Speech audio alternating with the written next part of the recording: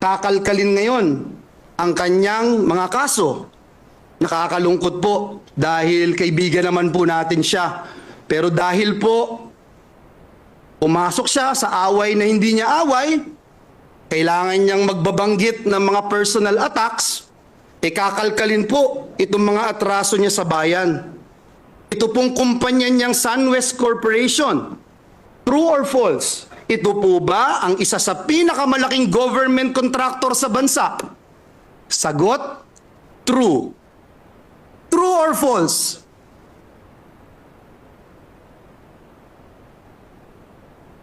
Ang korporasyon po ba niyang SunWest Corporation ay kasama dito sa kontrobersyal na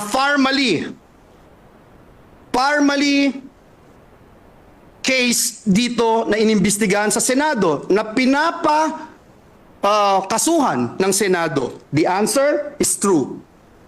Kasama din po ba ang kumpanya niya dito po sa kontrobersyal na DepEd laptop scam? Ang sagot po, true.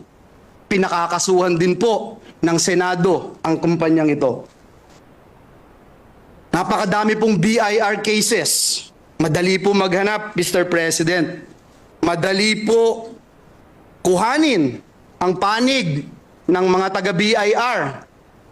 Ang ilang kaso mayroon ang kanyang mga korporasyon. Bukod po dito, yung reklamo po sa ombudsman ng anti-corruption group na ang pangalan Task Force Kasanag International, meron din pong 50 billion na kaso na kinakaharap ang taong ito. Mr. President, kung maglalabas po kayo ng baho, Mr. President, dapat naman siguro maligo ka muna. Ang masaklap po, Ginoong Pangulo, sa kabila po ng track record na ito ni Mr. Zaldico, ang masaklap po, inappoint po siya ng Kamara de Representantes bilang tagapagbantay ng kaban ng bayan.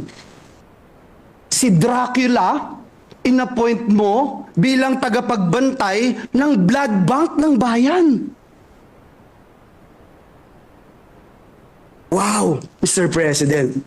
Kailan sa kasaysayan ng bayan natin nangyari ang ganitong pagkakataon na isang big-time contractor ang hahawak sa kaban ng bayan? Only in the Philippines, Mr. President.